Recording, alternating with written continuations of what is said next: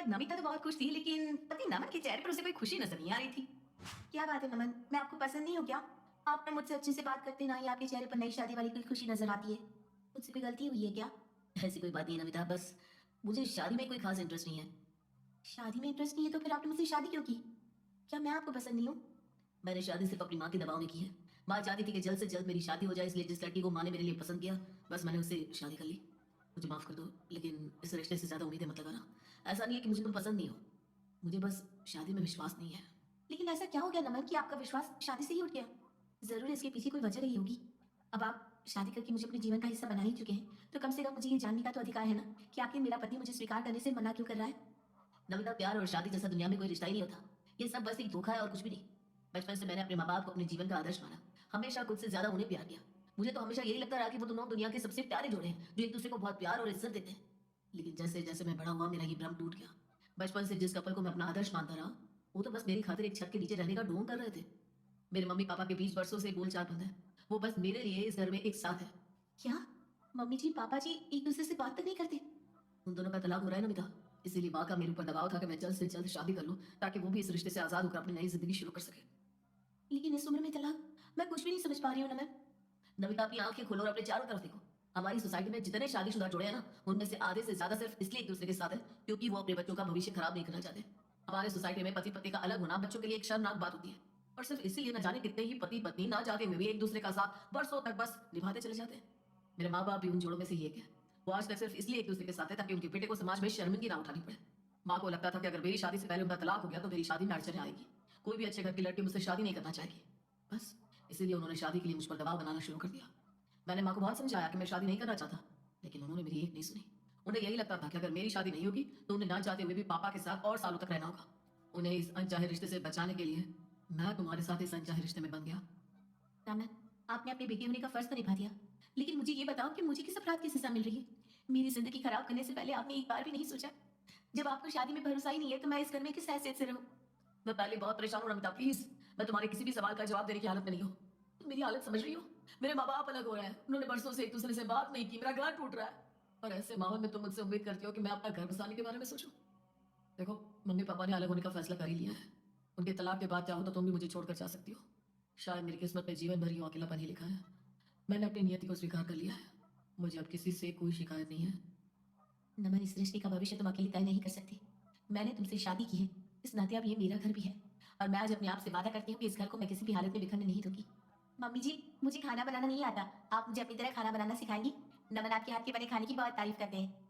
हाँ बेटा, क्यों नहीं, मेरी तो कोई बेटी ही नहीं है, आज से तू ही मेरी बेटी। जो तुझे सीखना हो मुझे बता देना, मैं तुझे सब कुछ सिखा दूंगी। मम्मी जी, आप सबसे पहले मुझे अच्छी सी चाय बनाना सिखा दीजिए, बिल्कुल वैसी जैसी पापा जी और नमन को पसंद आए। मेरी मम्मी कहती है कि आदमी के दिल का रास्ता पेट से होकर जाता है। अगर आप मुझे सबकी पसंद नापसंद के अनुसार खाना पकाना सिखा देगी तो मुझे सबके दिल में जगह बनाने में कम समय लगेगा। अच्छा ठीक है, जब तुझे बेटी बना ही लिया है तो मैं खुशी खुशी तुझे सब सिखाऊंगी। तेरे पापा जी और नमन दोनों को ही मसाला चाय पसंद है, इसके लिए मसाला तैयार करना मैं तुझे सिखा दूंगी। मेरे मसाले से तू चाय बनाएगी ना तो दोनों बाप बेटा खुश हो जाएंगे। और तेरे पापा जी को तो सुबह सुबह अच्छी चाय पिला दो तो समझ लो उनका दिन बन गया। मम्मी जी की बातों से तो ऐसा लग रहा है जैसे वो अभी भी पापा जी की बहुत परवाह करती हैं। उन दोनों के बीच अभी भी सब कुछ खत्म नहीं हुआ है। अगर मैं कोशिश करूं तो हो सकता है उनके बीच की बर्फ पिघल जाए और मम्मी पापा अपने रिश्ते को एक मौका और देना चाहे। सास के हाथ से ससुर राकेश की पसंद की चाय बनवाने के बाद वो चाय लेकर अपने ससुर के कमरे में जाती है। पापा जी, मम्मी ने आपकी पसंद की चाय बनाकर भिजवाई है। कह रही थी अपने पापा को चाय दिया हो, उन्हें समय से चाय न मिले तो उनके सर में दर्द होने लगता है। बस एक बात को पापा जी, मम्मी जी आपकी इतनी चिंता करती है कि बस मेरे मन में यही ख्याल आता है कि आप दोनों के रिश्ते को किसी की नजर ना लगे। तुम्हें कोई गलतफहमी हुई होगी बेटा, तुम्हारी सास ने ये चाय का कप मेरे लिए नहीं नमन के लिए दिया होगा। नहीं नहीं पापा जी, मम्मी जी ने स्पेशली ये चाय आपके लिए ही बनाई है। आप पीकर तो देखिए, जैसी आपको पसंद है ना, कड़क मसाला चाय, बिल्कुल वैसी ही बनाई है उन्होंने। राकेश जैसे ही चाय का पहला घुट भरता है उसके चेहरे पर मुस्कान खिल जाती है। बात तो तुम्हारी बिल्कुल सही है बेटा, चाय तो ये तुम्हारे सासू माँ के हाथ की है। अरे उसके हाथ की चाय तो मैं आंख बंद करके बस खुशबू से पहचान सकता हूँ। बहुत दिनों बाद इतनी बढ़िया चाय पीने को मिली है। तुम्हारी सास ने सारा काम नौकरों के ऊपर छोड़ रखा है, और नौकरों के हाथ में वो स्वाद मुझे आता ही नहीं। वो तो आपके चेहरे की खुशी बता रही पापा जी कि आप मम्मी जी के हाथ की चाय को कितना मिस कर रहे थे। वैसे आप चिंता मत करिए, अब किसी नौकर के हाथ का खाना आपको नहीं खाना पड़ेगा। अब से खाना मैं और मम्मी जी बनाया करेंगे। मम्मी जी के हाथ की चाय पीकर ही पापा जी का चेहरा बिल्कुल खिल गया। जैसे ही उन्हें पता चला मम्मी जी ने अपने हाथों से चाय बनाकर उनके लिए भेजी है, उनकी खुशी का कोई ठिकाना ही नहीं था। इसका मतलब पापा जी मानी मन अभी भी मम्मी जी को बहुत प्यार करते हैं। अगले दिन नमिता सास से कहकर ससुर जी के लिए उनकी पसंद का खाना बनवाती है। पापा जी लीजिए, मैं आपका खाना लेकर आपके कमरे में आ गई हूँ। मम्मी जी को ना आपकी बहुत चिंता हो रही थी, कहने लगी जल्दी से पापा जी को खाना खिला दे, वरना अगर वो सो गए तो फिर 2 घंटे पहले जागेंगे नहीं। अरे वाह बेटा, ये खाना तुम्हारी सास ने बनाया है ना? नहीं नहीं, मम्मी जी ने नहीं बनाया, खाना तो मैंने बनाया है। और ये बात कहने के लिए तुम्हें तुम्हारी सास ने ही कहा होगा कि पापा जी को कहना मत कि खाना उसने बनाया है ना? आपको कैसे पता चला? मम्मी जी नहीं चाहती थी कि आपको ये बात पता चले, लेकिन आपको राज की बात बताओ, आज उन्होंने सारा खाना आपकी पसंद का बनाया है, बस आपको जताना नहीं चाहती थी। अरे बेटा, 26 साल हो गए मेरी शादी को। तेरी सास और उसके हाथ के बने खाने को मैं बहुत अच्छी तरह जानता हूँ। पापा जी, मम्मी जी की बर्थडे के लिए मैं एक सरप्राइज गिफ्ट प्लान कर रही हूँ, आप मेरी हेल्प करेंगी कि मैं उनके लिए किस कलर की साड़ी लूँ जो उनको पसंद भी आ जाए और उनके ऊपर अच्छी भी लगे। अगर तुम जानकी के लिए साड़ी लेना चाह रही हो ना, तो खादी कॉटन की साड़ी लेना, उसमें बहुत अच्छी लगती है और उसे पसंद भी खूब आती है। क्या? खादी कॉटन? वो कौन सा कपड़ा होता है? मैंने तो नाम भी पहली बार सुना। पापा जी बुरा ना माने तो क्या आप मेरे साथ चलकर माँ के लिए साड़ी पसंद करने में मेरी मदद कर सकते हैं? आपको तो 26 साल का अनुभव है ना, माँ के ऊपर क्या अच्छा लगेगा आपसे बेहतर कौन बता सकता है? अब तुम मुझे पिता समझकर इतना मान सम्मान और प्यार दे रही हो, तो ऐसा भी तो नहीं कर सकते ना कि तुम्हारी बातों से इनकार करते हैं। ठीक है, मैं तुम्हारे साथ बाजार चलने के लिए तैयार हूँ। राकेश जी अपनी बहू के साथ बाजार जाते हैं और बहू नमिता को सास की पसंद की 2 साड़ियाँ दिलवा देते हैं। मम्मी जी, आपकी बर्थडे के लिए पापा जी ने ये साड़ियाँ भिजवाई है, अगर आपको पसंद आए तो आप शाम को यही साड़ी पहनकर तैयार होना। ये सब क्या हो रहा है? इतने साल बाद अचानक इन्हें मेरा जन्मदिन कैसे याद आ गया? और ये खादी कॉटन की गुलाबी साड़ी, ये तो वाकई इन्होंने ही खरीद कर भिजवाई है। सिर्फ यही तो जानते हैं कि मुझे क्या पसंद है और क्या नहीं। क्या अभी भी इनके दिल में मेरे लिए इतनी जगह बची है कि जन्मदिन के लिए इन्होंने खुद खरीद कर साड़ी भिजवाई है? नहीं नहीं नहीं, ये आदमी इतनी आसानी से सुधरने वाला नहीं है। जरूर बहू को दिखाने के लिए ये सब नाटक कर रहा है। मुझे तो लगता है इस नाटक को ज्यादा लंबा खींचने का कोई फायदा नहीं है।